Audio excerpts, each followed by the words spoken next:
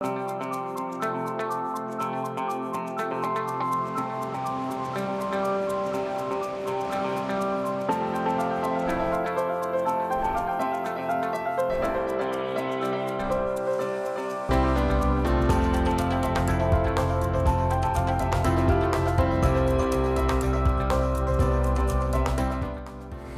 afternoon, and thanks for joining us. I'm Judy Simpson. 45 years ago, the first Extension Master Gardener program started at Washington State University.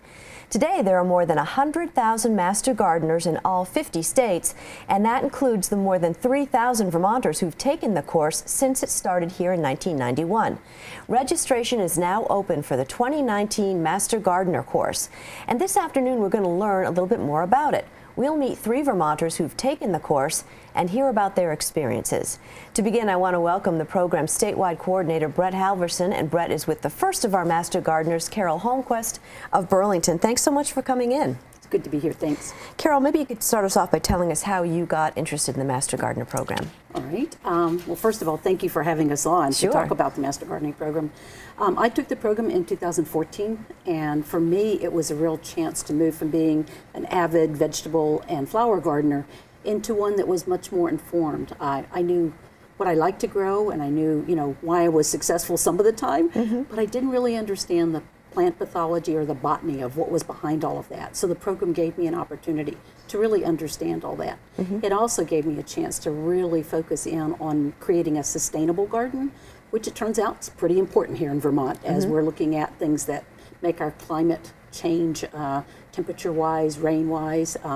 It's really important to understand how to create a sustainable garden. And what do you mean by sustainable? It's just plants that will survive the different swings in temperatures? Well, that and maybe low water use and careful pest management use as well. So who do you think should take the Master Gardener course, and why?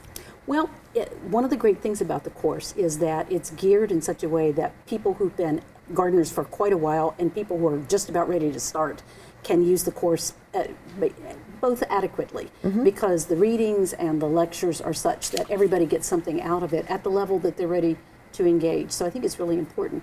And, the coverage of the topics, can put you, it's not just gardening your vegetable plot, it's also trees and shrubs and, how to manage soil and, a lot of different aspects of really what makes a garden successful. So I think it's really important. And now that the whole course is online, it's really, something that works for a lot of people that perhaps weather would have been an issue before in snowy Vermont, and now you can do this from the, from your own, home, and so it works out really well for an awful lot of people. So Brett, when is this class offered? So it's a 16-week course, and the first day is January 18th, and it goes until May 10th. And registration closes on the 16th, and students generally have access to the materials for 2 months after the end of the course, so usually until July. And so as a follow-up to some of Carol's comments, what are some of the topics that the course does cover?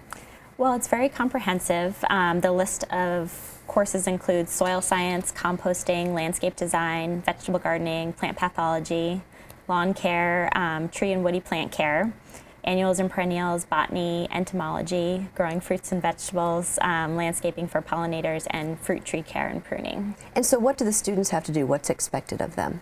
So the students should expect to spend about 3 or 4 hours a week on the course, and they're doing most of it on their own time. So they're doing the reading, they're watching the lectures ahead of time, and they're posting a discussion question on the website. And then there's an optional Q&A session with the instructors every week, and that's using an online system called Zoom. And you can see the instructors and dive deeper into the topics. And if you're not able to make those sessions, that's okay. You can always watch the recordings later on. And in general, students should have access to an up-to-date computer to do the course, the up-to-date version of Microsoft Office. They should also be comfortable navigating the internet and using email. And so, does this sound a little intimidating to some people as far as some of the topics? I know I'm having sort of a bad science flashback. Right. It does sound intimidating, but I think it, like Carol said, it is something that people who are beginners can start and learn more, and it's also great for people who know a little bit more and want to dive in deeper. I think we're able to cover all bases. And how did you find the course, Carol? Did you find it at all intimidating or tough, or? Not at all. And the reason is that the material is meant to engage you in such a way that you can take away kind of based on the level you're already at. So if you want to dive deeper, there are ways to do that, but the core matter is fairly non-technical, and you can apply it right away. And I found that, you know, as a person who loved to garden, I could take the material home and put it right to work. So, And also, too, it sounds like you can sort of go at your own pace to a certain extent. Right, yeah. You do follow a schedule every week. If you're doing the track 1, which is the track where you're going into volunteering after the course and doing your 40 hours of volunteer service. And same if you're doing the other track, which is the track 2 option, which you're following a schedule week to week, but you're not doing the volunteering at the end. However, we do offer an option if people are really busy and they want to do it at their own pace. They can just pay to access the materials and then do sort of more of a self-paced, self-learning option. Tell me a little bit about the volunteering at the end. What kinds of things do people volunteer to do? All sorts of different things. Folks work all over the state on different projects, and those are led by master gardeners who are already certified and have lots of experience.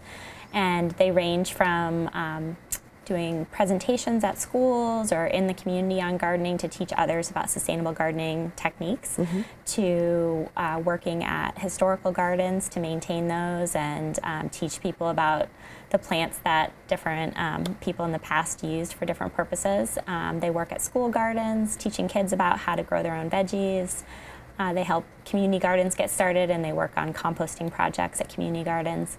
So there's a whole range of different options depending on what you like to do. And what was your volunteer experience? my first one was putting together a research base for putting a pollinator garden together, so that we had a list of things that we were planting and the pollinators that related to those. So it was an opportunity for me to do something that I really enjoyed, you know, that had to do with pollinator gardens.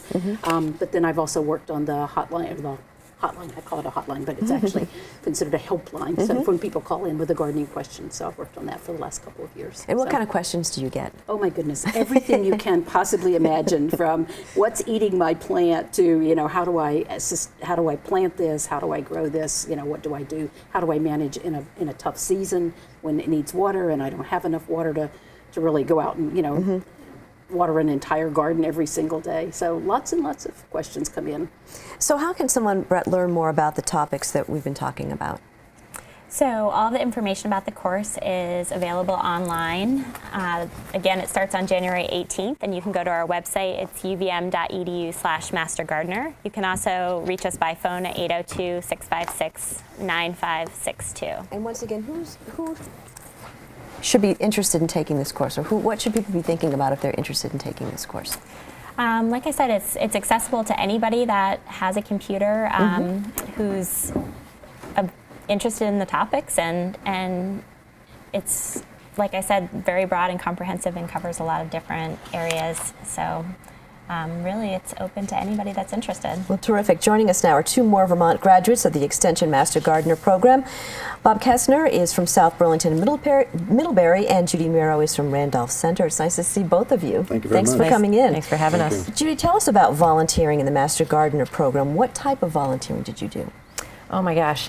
So I became a Master Gardener. I took the program in 2009, became a Master Gardener in 2010, and I've done quite an array of volunteer work. I started out on the Master Gardener helpline, and after a couple of years, I then continued the helpline work, but I've been doing it through emails at home in the evenings and on weekends, and have been continuing that ever since. It's been wonderful. I'm also doing volunteer work, and so that the email helpline, helps Vermonters throughout the state. But then I do chapter work as well. So I'm with the Central Vermont chapter, as I'm in Orange County. So we do all kinds of work there too. I've run the Ask a Master Gardener table at my local farmers markets. I've done that for a while. I've helped do our annual plant sale work for our chapter to raise money. I've helped with anytime I can, I jump in on any local project at our chapter, particularly the State House Gardens, maintaining those, and the Kellogg Hubbard Library Gardens as well, two really big projects. And also volunteering again statewide work with the state conference. Wow, good for which is you. coming up. Do you have to do anything to maintain your certification? Absolutely.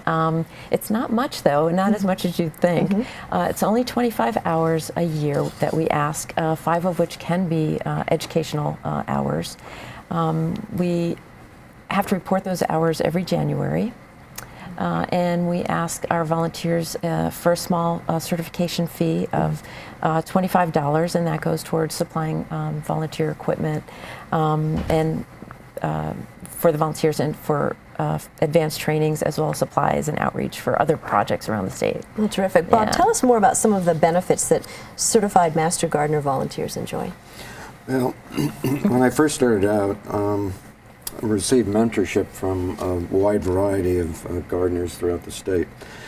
And this included fielding calls from Master Gardeners, with Master Gardeners. And these were people throughout the state who needed help and assistance in their gardening questions and stuff like that. It was great, absolutely great. And terrific. And so you were talking about people who have all different kinds of levels of experience, too. That's correct. That's correct. And yeah, it's all over the lot, actually. You find that there are a lot of people with a lot of similar problems that you have, or that we have, and it's a great benefit to everybody. So it's a lot of fun. Terrific. Brett, who teaches in the Master Gardener program, and what is the cost? So the modules are taught by UVM and Cornell faculty with the help of green industry experts. And the cost is $425, which is about $30 per class if you decide to do the volunteering track and go on and do your 40 hours of volunteering after the course. And it's $475 if you choose to just do the class itself and receive your certificate of home horticulture, and that's about $40 per class. And so you also get donations and so forth from groups as well.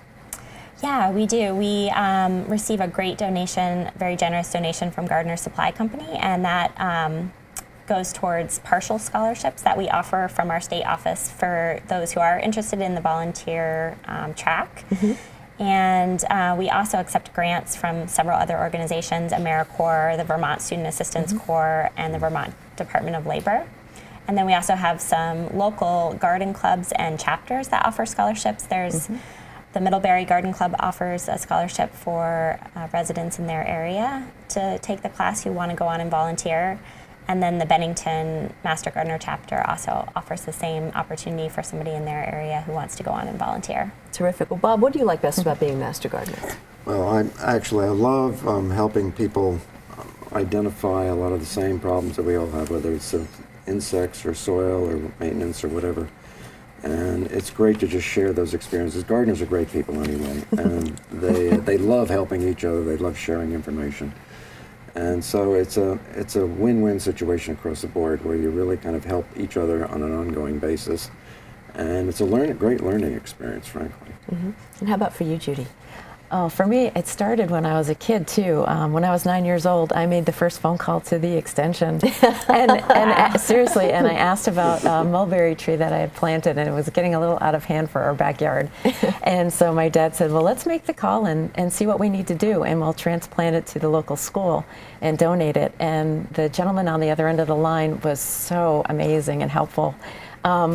I hung up the phone and looked at my dad and I said, wow, I want to do that one day. Like, I want to be that helpful person. And so I just got hooked right away. And I just helping other people with gardening, whether it's indoor plants, vegetables, perennials, annuals, fruit trees, whatever it is, it's just so great to share the knowledge. It really is. It always amazes me how attached people are to their plants. Yes.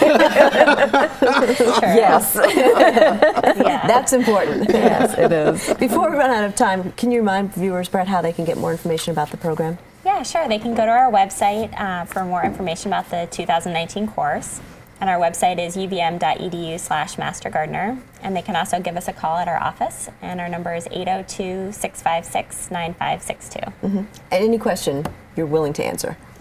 Yes, and we do have a garden helpline as well. And as we mentioned, there's great volunteers who are available to answer questions. Well, terrific. As we've mentioned, enrollment is now open through January 16th. We want to thank everyone for being with us today, and thank you for joining us. That's our program. I'll see you again next time on Across the Fence.